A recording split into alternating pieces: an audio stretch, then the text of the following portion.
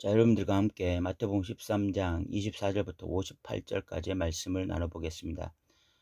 마태복음 13장에는 8개의 하나님 나라 비유가 나오는데, 우리가 지난 시간에 이 4가지 밭에 대한 비유를 먼저 살펴보았습니다. 길가, 또 돌밭, 또 가시밭, 이 옥토에 떨어진 씨앗, 이 부분에 대해서 우리가 살펴보았고, 오늘 나머지 7개의 하나님 나라 비유에 대해서 살펴보려고 합니다. 7개의 비유 중에서 6개의 비유가 두 쌍씩으로 되어 있습니다. 첫 번째 이 밀과 가라지 비유는 그물 비유와 쌍을 이루고 있고, 또 이 겨자씨 한 알 비유와 또 이 누룩 비유가 하나의 쌍을 이루고 있고, 또 밭에 감추인 비유와 진주 비유가 쌍을 이루고 있습니다. 먼저 이 밀과 가라지 비유가 24절부터 30절까지 나와 있는데, 이 24절부터 30절까지의 밀과 가라지 비유는 36절부터 43절까지 그에 대한 해설이 나와 있습니다. 밀과 가라지 비유를 하고 난 이후에 제자들이 예수님께 이 비유를 설명해 달라고 말을 합니다. 무리들을 떠나보내고 예수님이 제자들만 남았을 때에 이 비유에 대해서 해설을 해주세요. 이 해설을 들을 수 있는 것이 제자들의 특권이었죠. 무리들은 비유만 듣지만 예수님의 제자들은 해설도 들을 수 있었던 것입니다. 예수님이 이것에 대해서 해설하시기를, 좋은 씨를 뿌리는 자는 인자고 밭은 세상이고 좋은 씨는 천국의 아들들이고 가라지는 악한 자의 아들들이고, 가라지를 뿌린 원수는 마귀요 추수때는 세상 끝이요 추수꾼은 천사들이다, 이런 말씀을 하십니다. 이 밀과 가라지 비유는 우리가 통상적으로 교회에서 알고 있기는 교회 안에 구성원들이 밀과 가라지가 있다, 이런 식으로 해석을 해왔는데, 지금 예수님께서는 이 밭은 교회가 아니라 세상이라고 말씀하고 있습니다. 이 세상 안에 밀도 있고 가라지도 있다. 즉 하나님의 백성도 있고 하나님의 백성 아닌 사탄이 심어놓은 사탄의 자녀도 있다라고 예수님이 말씀하시는 것입니다. 예수님께서는 세상 속에 하나님 나라 백성을 심으셨는데, 사탄이 와서 자신의 백성, 사탄의 백성도 심었다는 것입니다. 세상 속에는 하나님 나라 백성과 사탄의 백성이 함께 공존하고 있는 것입니다. 그때에 제자들이 이렇게 묻습니다. 저 지금 밀 사이에 가라지가 있는데 이 가라지를 우리가 뽑을까요? 라고 말을 합니다. 그때 예수님의 대답이 뽑지를 말라, 가라지를 뽑다가 밀도 뽑을까 하노라 라고 말씀하십니다. 이것은 농사를 지어본 사람들에게는 굉장히 비상식적인 이야기입니다. 농사를 할 때 정말 중요한 것 중에 하나가 무엇인가 하면 가라지를 제거하는 것입니다. 풀을 제거하는 거예요. 그 땅에서 이 풀을 제거해야만 그 농사의 이 수익률이 훨씬 높아집니다. 수확량이 훨씬 높아져요. 그래서 농사의 수확량을 훨씬 높이기 위해서는 반드시 가라지를 제거해야 됩니다. 그런데 예수님의 입장에서는, 예수님의 주된 관심사는 수확량에 있는 것이 아니라 하나님 나라 백성의 안전성에 있습니다. 하나님 나라 백성이 이 땅에서 끝까지 안전되게 하나님 나라 백성답게 사는 것, 누구 한 명도 실족하지 아니하고 누구라도 끝까지 하나님의 백성으로 살다가 마지막 때 완전한 하나님 나라에 들어오는 것, 이것이 예수님의 주된 관심사였던 것입니다. 예수님에게 중요한 것은 수확량이 아니라 하나님 나라 백성의 안정성이었던 거죠. 그래서 예수님께서는 가라지를 뽑다가 밀도 뽑을 수 있기 때문에 이 세상에서 하나님의 백성과 그리고 믿지 않는 자들이 함께 공존하며 살게 내버려 두라 라고 말씀하십니다. 그러나 이 추수 때는 세상 끝이라고 예수님이 39절에 해설로 말씀하셨습니다. 이 비유는 결국은 그 현재와 마지막 최후 종말까지를 말하고 있는데, 현재에는 믿지 않는 자들과 믿는 자들이 공존해서 살지만, 그러나 마지막 이 종말의 때에는 결국 믿지 않는 자들은 심판당할 것이다. 그래서 30절에 둘 다 추수 때까지 함께 자라게 두라. 추수 때는 세상 끝을 말하는 것입니다. 추수 때에 내가 추수꾼들에게 말하기를 가라지는 먼저 거두어 불사르게 단으로 묶고 곡식은 모아 내 곡간에 넣으라 하리라. 예수님의 말씀이 지금 세상은 믿는 자들과 믿지 않는 자들이 공존하지만, 그러나 최후 심판대에서는 이 밀과 가라지가 분리되어질 것이다. 그래서 가라지는 심판받고 밀은 하나님의 백성으로 들어오게 될 것이다. 이 말씀을 하고 있습니다. 이 비유의 핵심은 하나님 나라 백성을 예수님께서 끝까지 지키시고 결국 그들이 완전한 구원에 이르게 하실 것을 주님이 말씀하시는 것입니다. 동일한 유사한 비유가 이 그물 비유입니다. 47절부터 50절까지에 나와 있는데, 또 천국은 마치 바다에 치고 각종 물고기를 모은 그물과 같다라고 말씀하시면서 그물에 가득함에 물가로 끌어내고 앉아서 좋은 것은 그릇에 담고 못된 것은 내버린다. 그물로 이렇게 담아 보니까 그 그물 안에 좋은 그릇도 있고 나쁜 고기도 있더라는 것입니다. 물고기가 좋은 물고기만 있는 것이 아니라 나쁜 물고기도 있는 거야.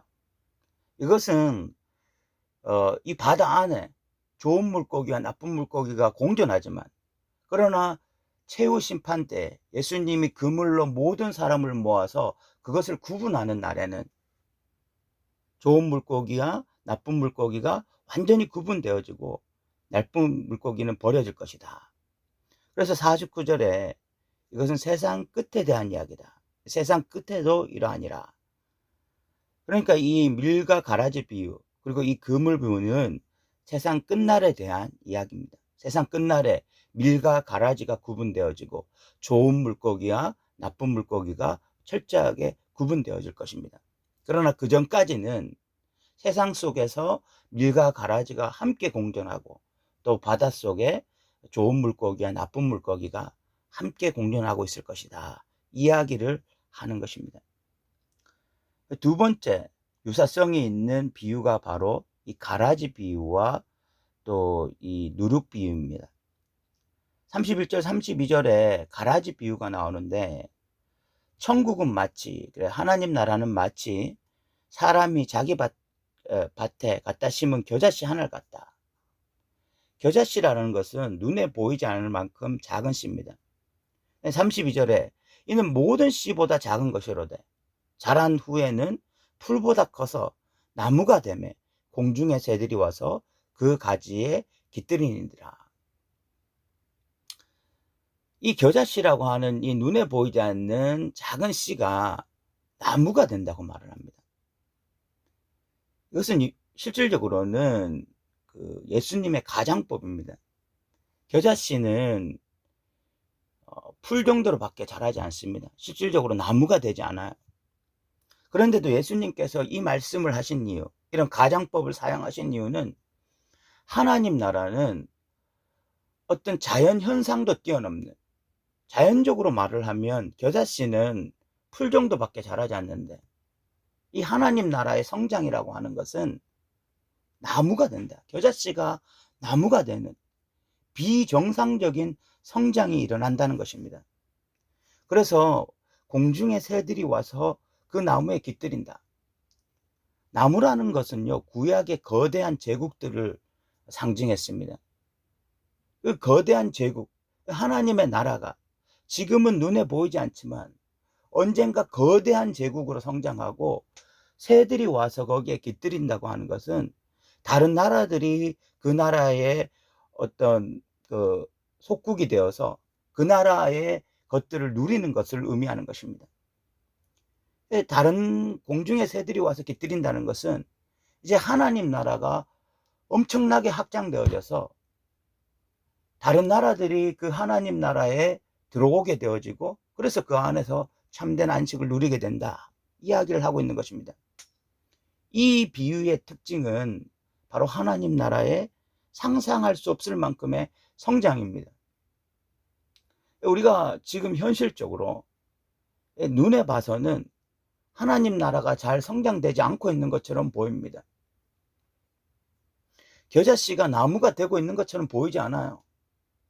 그래서 좀 우리 입장에서는 가지가 막 점점 자라는 것도 보이고, 나무가 점점 커지는 것도 보이고, 이러면 우리의 마음이 좀 편할 텐데, 하나님 나라가 확장되기는커녕 오히려 하나님 나라가 축소되고 있는 것 같은 그런 느낌을 받을 수도 있습니다. 그런데 이 하나님 나라의 확장은 사람이 하는 것이 아니라 하나님이 하시는 거죠. 사람의 능력이 아니라 하나님의 능력으로 되어지는 것입니다. 실질적으로 한번 복음의 역사를 우리가 살펴보면 초대교회에 이 12명의 제자로 시작한 이 복음이 로마를 삼켜버렸습니다. 로마라고 하는 거대한 제국을 삼켜버렸어요. 그리고 이 하나님 나라 복음이 지금도 전 세계적으로 증거되어지고 있습니다. 우리 주위에 있는 이 하나님 나라 복음이 확장이 잘 되지 않는 것처럼 보이는데, 실질적으로 하나님 나라 복음은 끊임없이 확장되어져 가고 있는 것입니다. 이 비유의 특징이 바로 이 하나님 나라의 성장성, 놀라운 성장성. 그래서 결국은 완성될 하나님 나라를 말하는 거죠. 그런데 누룩 비유도 마찬가지입니다. 33절에 또 비유로 말씀하시되 천국은 마치 여자가 가루 서말 속에 갖다 넣어 전부 불풀게 한 누룩과 같다. 누룩을 넣으니까 엄청나게 커지는 거죠. 이것 또한 하나님 나라의 성장성을 말하고 있는 것입니다. 우리가 보기에 하나님 나라는 잘 성장하지 않는 것 같고 확장되지 않는 것처럼 보이지만 그것은 우리의 생각일 뿐이다. 실질적으로 하나님의 역사 속에, 하나님의 능력 속에 하나님 나라는 끊임없이 성장하고 있고 언젠가는 완성된 나라로 우리 눈에 보이게 될 것이다 라는 것을 말씀하고 있는 것입니다. 그리고 또 이 44절부터 이 46절까지는 감추인 보화 비유와 밭에 감추인 보화 비유와 진주 비유가 나오는데, 이 두 가지 비유 역시 유사한 비유입니다. 사람이 밭에 감춘 보화를 발견했습니다. 보화를 발견했으니까 얼마나 기쁘겠어요. 그냥 밭에 농사 지으러 갔다가 완전히 이 보화를 발견하고 너무너무 기뻐한 거죠. 그래서 자기의 소유를 다 팔아서 그 밭을 사는 거죠. 그 밭을 사는 이유는 보화의 가치 때문에 그런 것입니다. 밭의 가치 때문이 아니라 보화를 발견했기 때문에, 보화의 이 가치를 알고 나니까 자기가 가지고 있는 그런 소유보다도 보화의 가치가 훨씬 더 값어치가 있거든요. 그러니까 자기의 소유를 다 팔아서라도 그것을 사는 것입니다. 이 비유의 특징은 하나님 나라의 가치에 대해서 말을 하는 것입니다. 제자가 누구냐? 하나님 나라 백성이 누구냐? 하나님 나라의 가치를 알게 된 자들. 그 가치를 억지로 알게 되는 것이 아니라 기쁨으로 알게 된 자들. 하나님 나라의 가치를 아는 것이 너무너무 기뻐지게 된 자들. 그것이 보화라는 것을 깨달은 자들을 의미하는 것입니다. 그래서 이 하나님 나라 가치가 자기에게 보화가 되었기 때문에 너무너무 기쁨으로 자기의 소유를 다 팔아서라도 그 나라에 헌신할 수 있게 된 자들을 제자라고 말을 하는 것입니다. 여기서 소유를 다 판다라는 것은 자기의 집도 팔고 차도 팔고 이런 것들을 의미하는 것이 아닙니다. 이것은 소유권 이전을 의미하는 것입니다. 자기의 전 재산을 하나님께 소유권 이전을 해드리는 것입니다. 그래서 하나님이 마음대로 사용하실 수 있도록 하는 것입니다. 어쨌든 이 감추인 보화 비유의 특징은 하나님 나라의 가치를 알게 된 것을 의미합니다. 하나님 나라의 가치. 세상의 그 어떤 것이 보화가 아니라, 세상의 그 어떤 것이 가장 값어치 있는 것이 아니라 하나님 나라 이 복음이 가장 가치 있는 보화와 같은 그런 귀한 것이라는 것을 깨달은 자들, 이런 자들이 바로 제자다 하는 것입니다. 진주 비유 역시 유사합니다. 45절 46절에 나오는데, 또 천국은 마치 좋은 진주를 구하는 장사와 같으니 극히 값진 진주 하나를 발견하매, 장사꾼이 극히 값진 진주를 발견한 거야. 최고의 가치의 진주를 발견한 거죠. 그때 자기의 소유를 다 팔았다. 그리고 그 진주를 쌌다.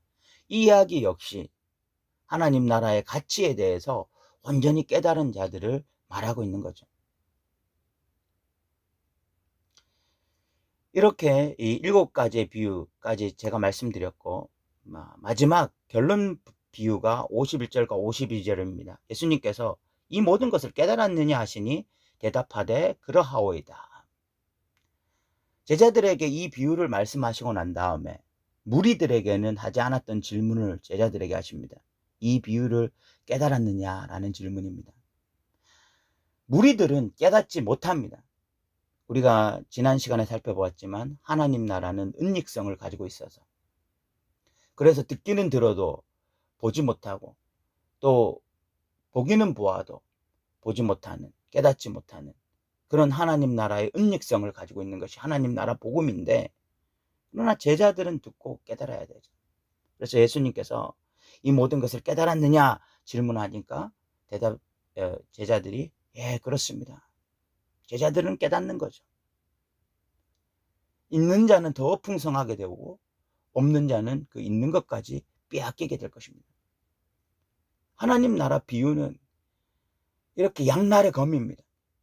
하나님의 제자들에게는 더 풍성한 진리로 이끄는 그런 도구가 된다면, 이 하나님 나라 백성이 아닌 자들에게는 바로 이 진리는, 이 비유는 바로 미스테리온, 감추는 역할을 하는 것이죠. 여러분들이 지금 이 비유를 듣고 깨닫고 있다면 하나님 앞에 너무너무 감사해야 되는 것입니다. 그래서 마지막 비유를 예수님이 말씀하시는데, 예수께서 이르시되 그러므로 천국의 제자된 서기관들과 마치 새 것과 옛 것을 그곳에서 내오는 집주인과 같다. 예수님의 제자된 서기관들은요, 새 것과 옛 것을 곳간에서 끄집어낸다라고 말을 합니다. 이 옛 것은 옛 구약 시대의 언약을 말하는 거고, 이 새 것이라는 것은 지금 하나님 나라 복음, 새 언약의 복음을 말하는 것입니다. 이 하나님의 제자된 서기관마다 이것들을 곳간에서 끄집어낸다는 것입니다. 그 말은 하나님의 제자들은 이것들을 증거하며 살아간다는 것입니다. 이 복음을 증거하며 살아간다는 것입니다.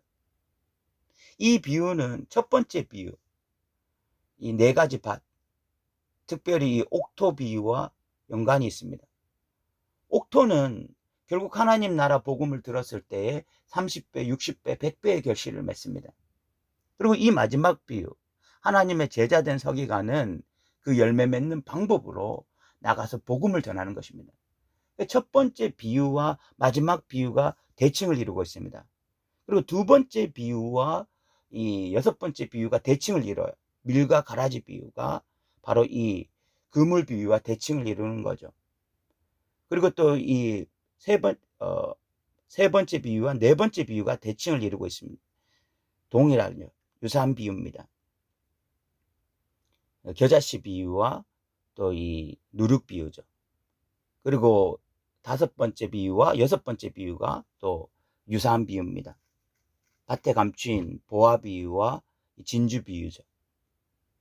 어쨌든 이렇게 8가지 비유가 우리가 살펴보았는데, 철저한 구조로 첫 번째와 마지막, 그리고 두 번째와 7번째, 그리고 3번째와 4번째가 같은 비유고 5번째와 6번째가 같은 비유로 이렇게 잘 짜여진, 잘 구성되어진 비유로 되어 있다는 것입니다. 이 8가지 비유를 통해서 우리는 하나님 나라의 어떤 특징을 살펴보았습니다. 첫 번째와 마지막은 하나님 나라 백성들은 열매 맺는 삶을 산다. 근데 그 열매라는 것은 바로 다른 사람들에게 복음을 증거하고 이 복음을 확장하는 것이다. 두 번째와 일곱 번째 비유는 결국은 이 하나님 나라는 끝이 있다. 그 끝에는 하나님 나라 백성과 그리고 이 사탄의 백성을 철저하게 구분하고, 그래서 하나님의 나라 백성만이 온전히 구원받을 것이라는 것을 말하고, 세 번째 비유와 네 번째 비유는 이 하나님 나라의 확장성, 성장성에 대해서 말을 하고 있고, 다섯 번째와 여섯 번째 비유는 하나님 나라의 가치에 대해서 말을 한 것이죠. 우리가 이 비유들을 통해서 하나님 나라를 좀 제대로 이해했으면 좋겠습니다. 예수님께서 제자들에게 이 모든 것을 깨달았느냐라고 말했을 때 제자들이 그러합니다 라고 말했던 것처럼, 우리도 이 비유를 깨달았느냐라고 질문을 한다면 우리도 그렇습니다 라고 대답할 수 있는 자들이 되었으면 좋겠고요. 예수님이 이 비유를 다 말씀하시고 난 다음에 고향에 가셔서 하나님의 말씀을 전하셨습니다.